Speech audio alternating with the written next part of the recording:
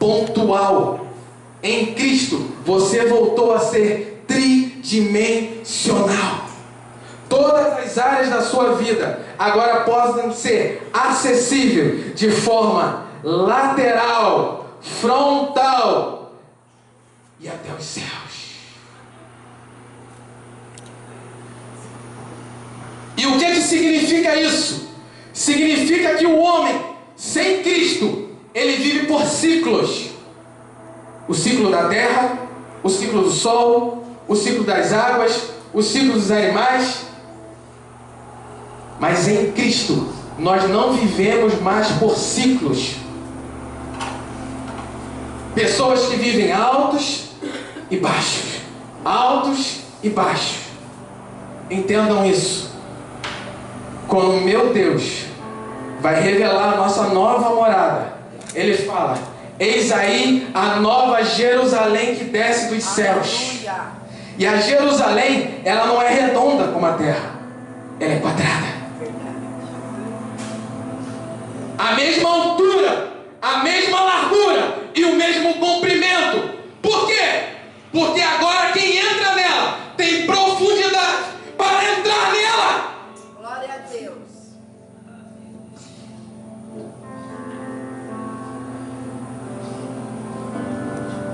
Ei, quando as pessoas dizem que nós somos quadrados, essa é a maior revelação que você pode ter. Eu sou quadrado. Eu sou quadrado. Porque eu correspondo da mesma forma do que quem me criou. E aí Deus atrela.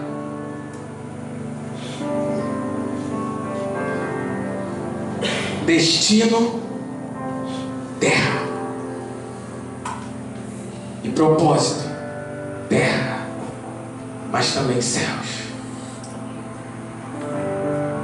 A única forma de se manter quadrado na tridimensionalidade de Deus é entendendo o seu destino e manifestando o seu propósito. Todas as outras vezes você vai estar em ciclos. Ciclos. Por isso o povo de Israel passa pelo deserto e fica 40 anos em ciclos, quando na realidade Deus não queria 40 anos no deserto.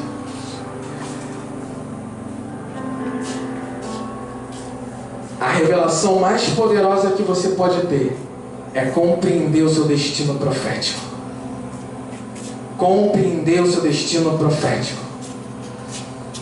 Você não será mais refém dos gurus espirituais. Mas às vezes nós perdemos o caminho. Por isso Deus levanta homens de Deus, profeta, para nos trazer de volta. Porque o profeta, ele vai a Deus e volta à terra e te traz o que Deus mandou. Mas nós não nascemos para ficarmos em campanha, porque quando Deus cria o homem, Ele cria um homem perfeito. E esse homem perfeito, ele era a imagem e semelhança de Deus. Não tinha necessidade de revelação. Todas as vezes que Deus me revela algo, o meu coração se entristece mais. Principalmente quando é a minha vida. Porque Ele mostra o quão desconectado eu estou daquilo que eu deveria ser. E tem muitas pessoas que buscam a revelação.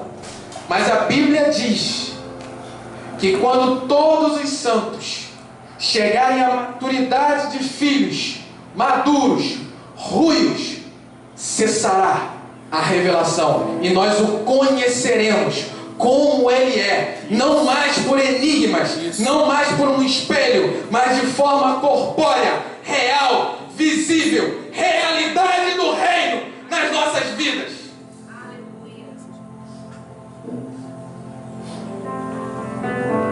Por isso que eu não luto contra o meu irmão.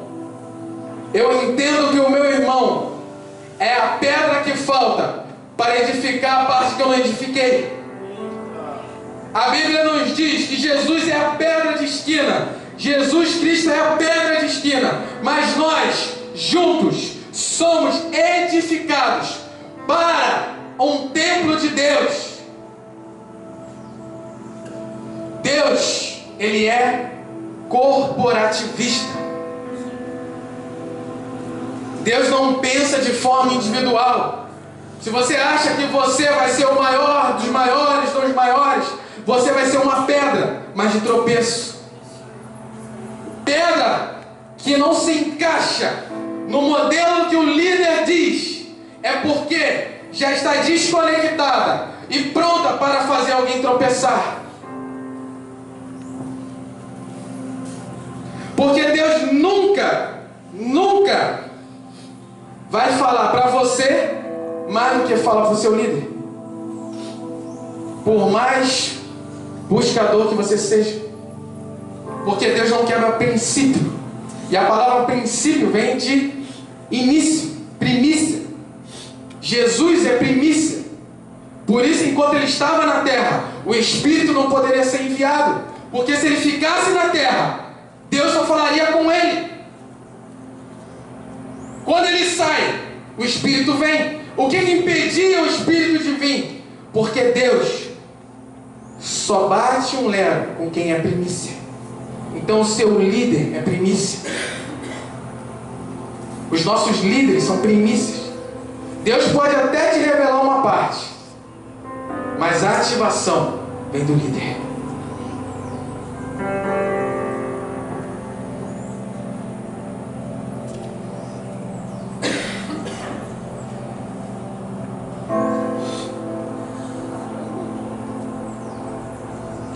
E aí surge uma grande dúvida: quem é maior, Jesus ou Cristo? Todas as pessoas vão perguntar isso, porque você expulsa o demônio em nome de Jesus, não é em nome de Cristo. Nós temos que entender algo. Jesus é um nome, Cristo não é um nome. Cristo é um título. No original, Messias, ungido. O nome Jesus na realidade significa, em outras traduções você vai chegando até Javé, Jeová. E o nome Jesus não foi dado por José e Maria, foi dado pelo próprio Deus. Porque o nome Jesus, ele significa a eternidade de Deus. E quem era Jesus? Deus pega o corpo, a carcaça humana, e coloca a eternidade dele dentro do homem.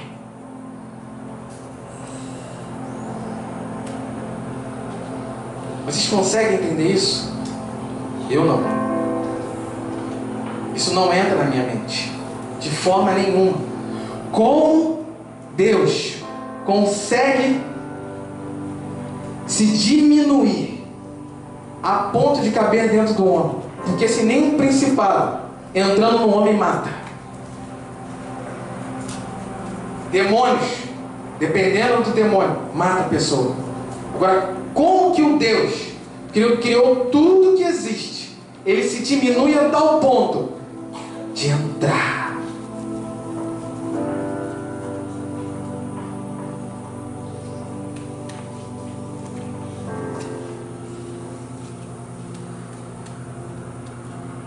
E quem é Cristo? Quem é Cristo?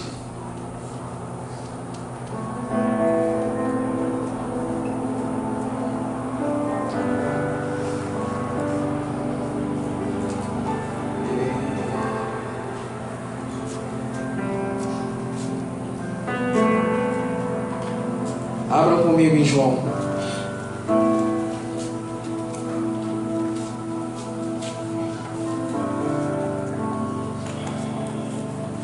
Já vou começar a pregar. Fiquem calmos.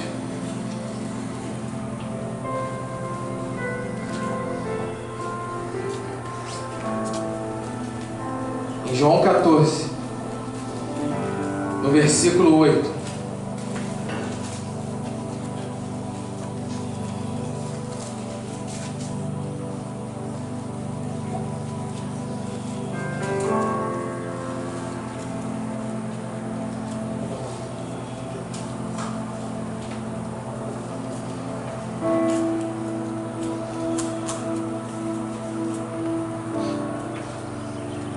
vezes eu tenho que esperar um pouco o que ele está falando.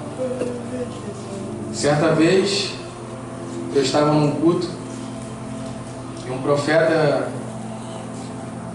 o pastor se levantou e disse: você... Depois o profeta Gustavo mais na frente também falou: lembra daquela igreja pequenininha?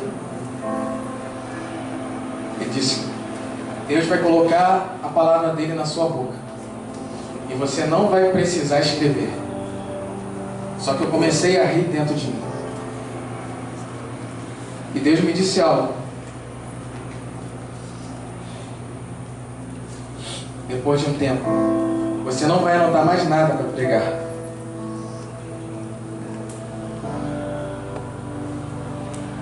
Cuidado com as risadas que você dá daquilo que Deus está falando. Em um ambiente como esse, é um ambiente em que Deus quer te reconectar à videira. Aleluia. Quando o homem cai, a única questão é que ele perde aquilo que era a fonte dele. Em Cristo, a fonte voltou. E nós podemos frutificar para toda a eternidade. Olha o que está escrito em João 14:8. Solicitou-lhe Filipe. O que eu acho mais interessante é que os discípulos, eles eram ousados.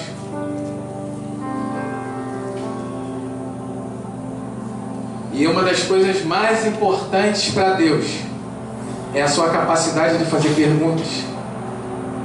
Deus só responde perguntas inteligentes, porque o seu Deus, além de eterno, ele é inteligente.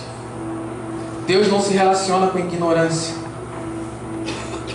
Por isso que as pessoas, algumas das vezes, por ignorância, quando o Espírito vem, ao invés de se fortalecer em poder, querem rodar. Porque o rodar manifesta algo. Existem duas estruturas na igreja. Uma é apostólica, a outra é profética. A estrutura profética, ela te faz voar, mas não cria raízes. A estrutura apostólica, ela cria raízes, mas não te faz voar. Por isso aí está o equilíbrio. Tem hora que é para voar, mas tem hora que é para se enraizar.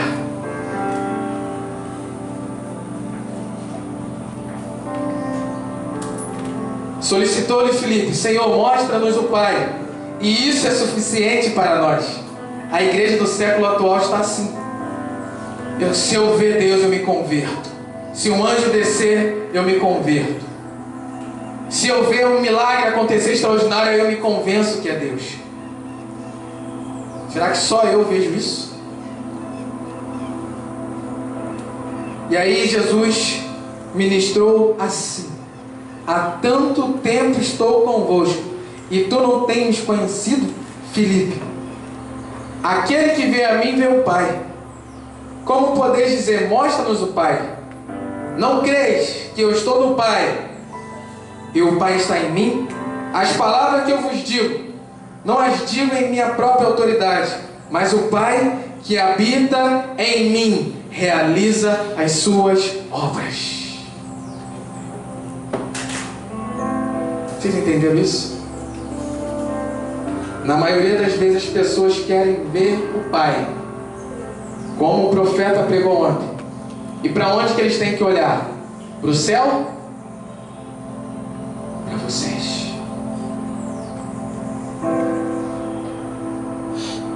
Se eu estou nele e ele em mim, as obras dele são as minhas obras. A vontade dele é a minha vontade. Não adianta rasurar o livro. O livro eterno não se rasura. Não se modifica o livro. Deus te criou para um propósito e um destino. E só você pode fazer. Mas ninguém. Por mais que eu ame tocar, Chegou um tempo que Deus disse para mim: para. Eu consegui pelo menos melhorar a vida de 3 professores de música, porque eu começava a aula e eles arrumavam um emprego melhor. Me diziam: você não posso mais ter aula. Eu falei: é brincadeira, vou para outro. Paguei um mais caro. Falei: esse não vai querer perder esse dinheiro. Queria te pedir desculpa, mas eu arrumei um emprego melhor, eu não posso mais dar aula. E o engraçado, depois que eu saí, ele perdeu o emprego. Depois eu entendi, falei: não vou mais querer ser músico, porque imagina um músico ruim. Eu era pior, mas eu queria ser, porque eu não queria ser para ele, eu queria ser para mim. E muitas das vezes nós queremos fazer a obra para ele, para mim ou para você. Nós não queremos ser o que ele determinou. Por quê? Porque o nosso destino não é o nosso, nós estamos olhando do outro, achamos bonito, lindo, e aí nós saímos cheios de quentinha para poder servir pela rua, quando na realidade Deus diz: teu destino não é esse, tem outras pessoas, e eu amo essas pessoas que fazem isso. Mas aí nós queremos ser igual Cristo, tudo em todos, quero fazer tudo, e faz tudo de qualquer jeito. Deus te chamou para um destino, e o que Ele quer é potencializar a tua chamada através do seu entendimento, do seu reconhecimento e da sua forma de corresponder. A revelação não te faz corresponder. A revelação só te faz enxergar que você está fora daquilo que Ele determinou. Quem te faz corresponder é o Espírito, e Ele vos guiará a toda a verdade.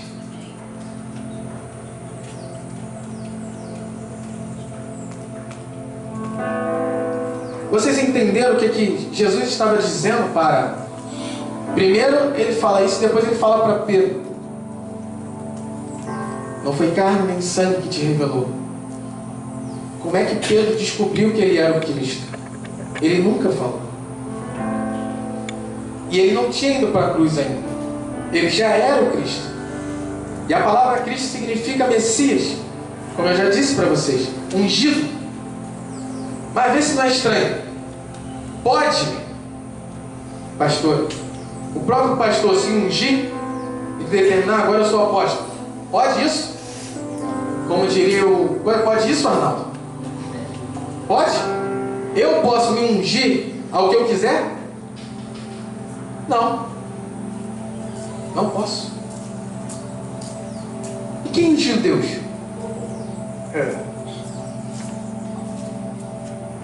Se Cristo é ungido, Ele é Deus, quem unge Deus?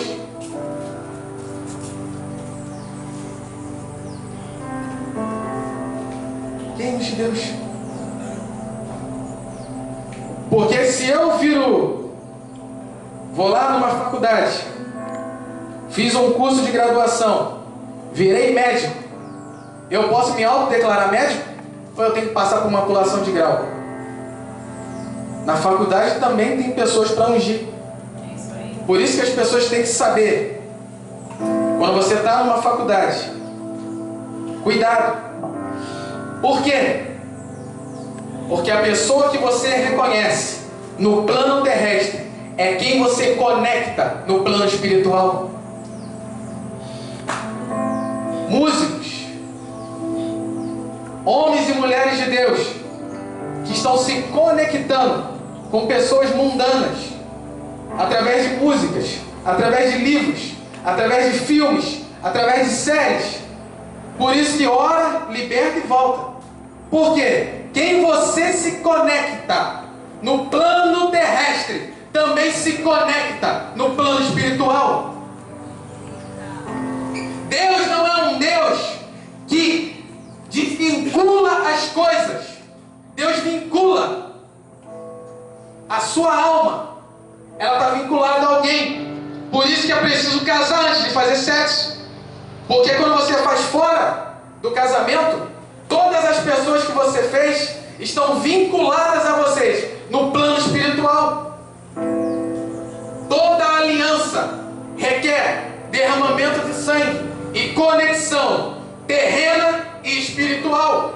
Porque a terra é dos homens e Deus vinculou tudo que Ele criou aos homens. Então, quando o pastor diz, espera o casamento, é porque você, quando não espera, vai trazer todos os demônios geracionais das pessoas que você se conectou para a sua linhagem.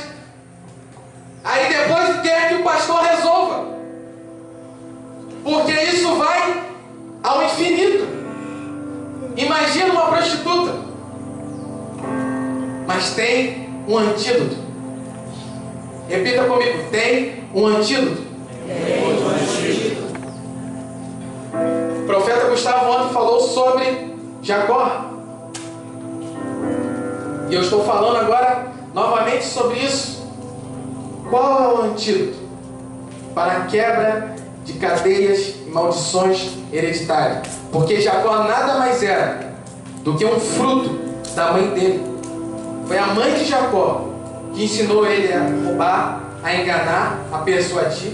É só você ler a Bíblia. E Esaú era um fruto do pai. O que acontece é que em Peniel ele tem um encontro com um anjo. E aquele anjo não era um anjo comum, porque só existe um que é digno de abrir o livro e mudar nomes. Só existe um que é digno de abrir o livro e te revelar o seu nome original. E de repente, da noite para o dia, vira Israel. O que estava acontecendo ali? A Bíblia vai dizer em Hebreus que a teofania de Jesus e de Cristo se chama Melquisedeque. Só que ele não tem começo e nem fim de dias. Não tem genealogia. O que significa isso? Em Cristo, eu e você não somos mais filho do nosso pai e da nossa mãe. Nós perdemos a nossa genealogia e agora temos uma genealogia eterna, que não tem começo de dias, nem fim de dias. Então, quando o diabo para frente a você e você conhece quem você é em Cristo, o teu passado não pode te condenar mais. O que você fez no passado não te condena mais. Mas só